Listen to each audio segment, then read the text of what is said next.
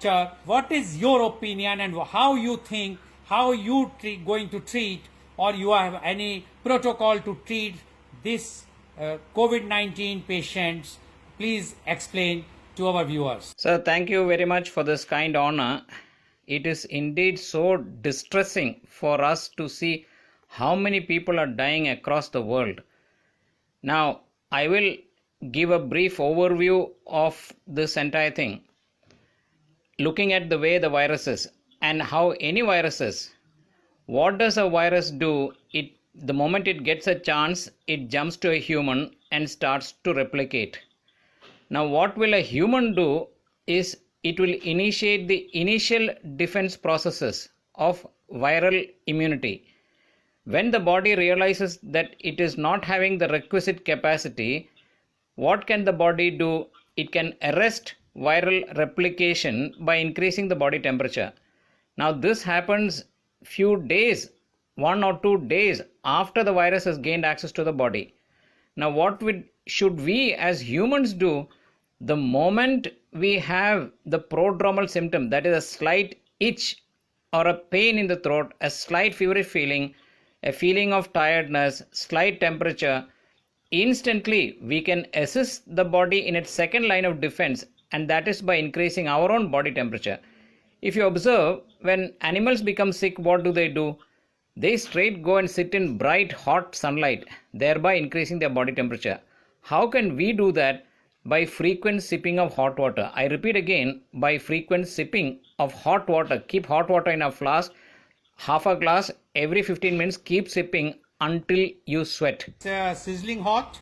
Sizzling hot, keep it in a flask, take half a glass, and then tolerable temperature.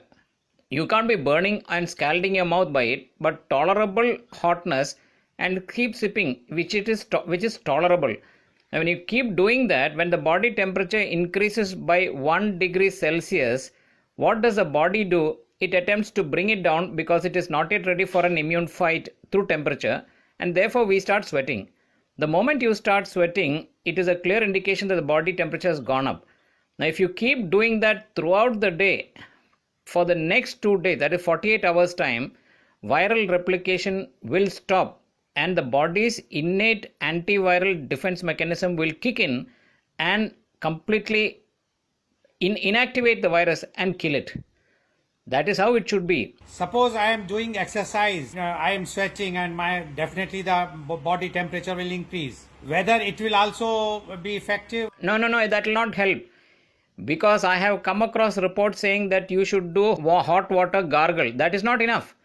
You need to keep hot water in a flask and keep sipping hot water till you start sweating. Question is about the exercise. Yeah, no, exercise and this has no relevance. If a person feels that he is getting infected, or even I often tell, if you have gone to an epidemic zone where there is known case of coronavirus, come back for the next 48 hours, keep sipping hot water till the body temperature increases. In that 48 hours time, the body's immune defenses will kick in and clear the viral load. What is the prime intent? To clear off the viral load and kill it. Now, why are people dying? When you look at why are people dying when the immune system is not adequate enough? So, therefore, our focus should be to increase the immune levels of the population at large. Now, as you know, earlier, many years back, during my post-graduation, my prime research and thesis was on immunology and infections. At that time, I had a massive file only on zinc. What is the basis of the immune system of the human body? Primarily, it is red, which is why when we say an apple a day keeps the doctor away. Why do we say an apple? Because when you cut an apple, it becomes red, showing it has a rich content of iron. Earlier, we knew that if we had adequate iron stores, the body's immunity will increase. The second thing of immunity is zinc. Zinc is the second cornerstone of immunity. And of course, we had Linus Pauling, a double Nobel laureate, who talked about vitamin C. Now, the main defense mechanism that first kicks in is called humoral immunity, which is antibodies. And to create antibodies, we must have adequate amino acids. What do you mean by amino acids? We get amino acids from... Now, let us have a look at the nature's ingredients which will give these things. Number 1, amino acids by sprouts. Number 2, vitamin C from fresh lime. Number 3, iron, either apple or black raisins. It is black because of its iron content. And number 4, zinc. The high zinc content is in papaya, watermelon seeds. So if you have either these as natural ingredients or if you have them as supplements, to a large extent the body gets a fighting chance to fight this virus. I have treated countless children by just these supplements, and many parents, countless parents have come and told me about 9 weeks of supplementation later, the large extent of viral sore throats or viral sinus disease which children suffer, they've all disappeared. We should realize, why do we call a cold a cold? Cold is a virus activator. There are dormant viruses in our throat, and when children drink ice, this virus gets activated and they get a sore throat. And then, of course, we immediately go and give antibiotics, which is not the way because it is primarily a viral infection. What do I tell parents? The moment you give a child something ice or cold, come back home and drink half a glass of hot water. To a large extent, this viral activation will not happen. So therefore, I want to re-emphasize very clearly, because my belief is that in the initial 48 hours, when the person feels that he is infected, do we have this as an interventional therapeutic option advocated by anybody as of now? No. In the first 48 hours, frequently keep sipping hot water till you start sweating. Maintain that for 48 hours. The body gets a fighting chance to fight. The viral replication will stop. The body will fight the virus and clear it. Now, if this was done, it is my opinion, not the protocol advocated by anybody, that the unfortunate and very sad large number of deaths we are seeing across the world should cease. And second, we should have a clear focus on increasing immunity. Do we have immune enhancement program at all? We don't. We should look at immune enhancement by asking patients either to supplement or take these natural foods. I repeat again, sprouts, lime, fresh lime, black raisins, and the seeds of papaya or watermelon, because they contribute adequate zinc. If they can't, they can also supplement which are readily available. Maybe the doctors will. But that is the way. It is so sad. What do we now do? We wait for a testing. When will the patient test? After the initial 8 to 10 days of incubation. Then when the patient starts manifesting, at that time only will the test become positive. And beyond that, when the body starts fighting, it starts to develop antibodies which later become positive. That is too late. Because what happens when the body realizes that too much of virus replication is happening in the lungs, the body will try to shut it down by releasing what is called a cytokine storm. That is a little complicated, and now science is trying to fight that cytokine storm, but by which time the lungs are so much destroyed. My treatment I am advocating is in the initial 48 hours. My feeling and opinion is that if it is done, the large, terrible epidemic of deaths which we are witnessing the world over can be prevented. Now, what is my take on this? If by doing this in the start itself, if they have a premonition or a prodromal symptom, a slight fever, body ache, sore throat, and they start this hot water drinking, not a single death should happen.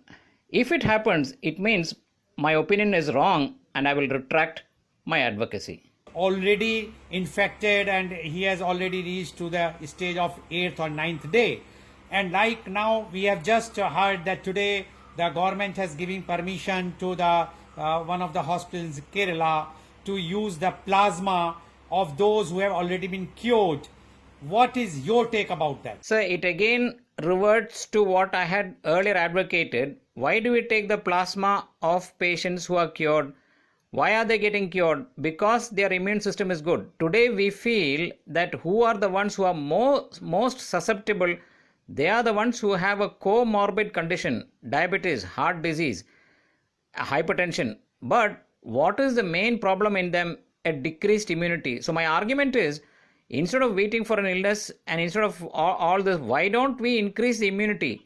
If the immune system is vastly enhanced, this susceptibility should not happen. So now what are we doing now? A patient who has recovered means he's got a good immune system, and we take the blood of that patient, if it is compatible, then or the serum, and then we inject it to those who are suffering. That is a good idea, but by the time it is too late actually, and only God can help. I wish that by the divine's intervention, patients will survive. Now, there have been patients who have been cured by this technique, I know. In 1890, when the diphtheria came, and at that time there were no antibiotics in the world, at that time these techniques were used and many patients were saved. What you say about that? That is true because they are applying the same principle of an enhanced immunity. There are some people whose immune system is good either because of their dietary pattern or they have looked into it, and therefore, as a consequence of enhanced immunity, they are able to fight it. Do you think that this therapy can be used prophylactic also for those who doesn't have any disease right now, but if they will be given this? I certainly will not advocate this as a prophylactic, because my advocacy will be only enhance the natural immune system of the human body by giving what the body requires to fight it.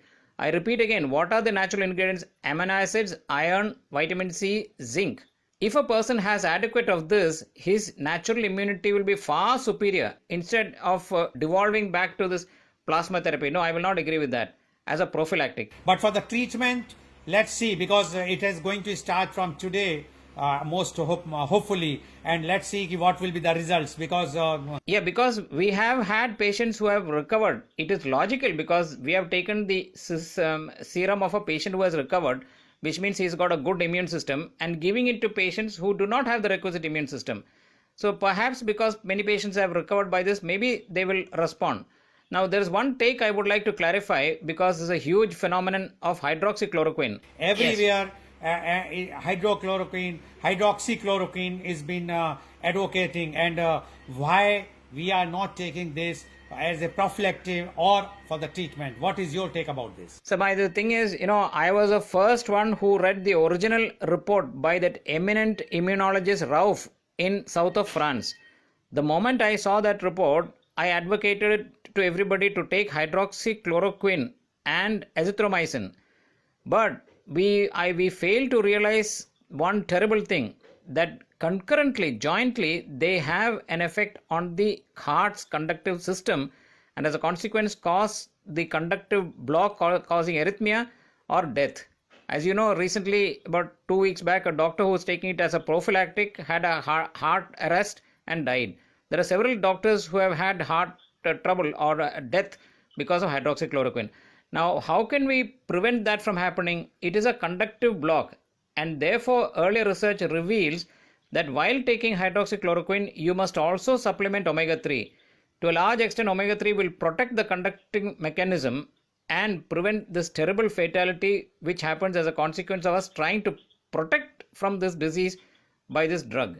So anybody taking hydroxychloroquine, number one, he must have a prophylactic or an initial heart ECG, an ECG showing that the QT interval is not less than 225 nanosecond millimeter. It should be not less than 225. If it is so, it is highly risky for the individual to take that drug. Second, if they are taking it, they must also take omega-3 tablets. In which case, to a large extent, I believe they will be protected. Doctor, you have mentioned about the L-throcin along with the hydroxychloroquine. If we will take only the hydroxychloroquine, then what will be the impact? Hydroxychloroquine is now taken by many doctors and health workers primarily as a prophylactic. Why did they add azithromycin? Because azithromycin has an eminent action on the lungs. Now, as you know, the most common complication of the coronavirus is lung infection and pathological developments. Because azithromycin has an action there, it is also added. But there is a little bit of caution I would like to advise. Azithromycin has caused agranulocytosis in a few patients and they have died as a consequence of azithromycin. So we need to be very careful and we need to be monitoring these patients minutely before we can advocate it as a long-term or a large-scale treatment. That there is a feeling that whosoever has taken the BCG, anti-tubercular vaccine, initial stage in the childhood, they have a more resistance power against this coronavirus. What is your opinion about that? Sir, I read about that. The thing about BCG is because it is a vaccine, it triggers the immune system, allowing it to increase its production of both T and B cells.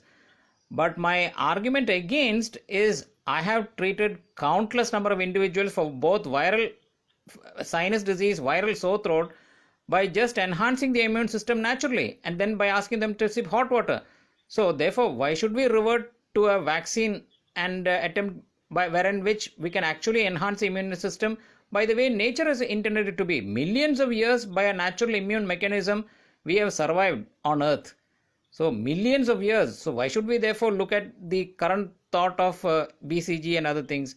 I will not advocate that. I only will advise the general public, because there is a small little report that happened. They looked into those who died at a later age, and they found that those people had a lower level of blood zinc. Now, if that is said to be true, it is true for the larger population. We do not have adequate zinc containing foods in our diet, zinc being the second pillar cornerstone of immunity. This is what we should do, and we should not advocate BCG and other things. No. So according to you, to increase the immunity, we should have a zinc tablet or something like that? Iron, which comes from black raisins or black dates. Vitamin C, that comes from fresh lime. Amino acids, that come from sprouted grains. And zinc, which is found to be rich in papaya, watermelon seeds. Okay. So according to you, it's all natural thing which Yes. can increase our immunity. Correct? Yes, yes. Today, Dr. Devan clarified the doubts about coronavirus, and you have mentioned that instead of going for such type of treatments, what is prevailing right now, why not a very simple thing? If we will increase our immunity by taking those things which are naturally available, one can have, and at initial stage you feel that you have a sore throat or slight temperature, increase the body temperature by sipping the hot water, and otherwise increase intake of omega-3 by natural things like what you have already explained. One can survive in this present scenario. Thank you very much, Dr. Devan, for coming on this show, which was brought especially by News Karnataka, V4 News, Global TV, and Organ Donation India Foundation. Thank you very The much. thing is, if by this talk and your wonderful questions and my responses, if we can avoid the terrible deaths that are happening around the world, we will be blessed. That's what our aim is. Thank you very much, Doctor, for giving your... Thank you so much. Thank you very much.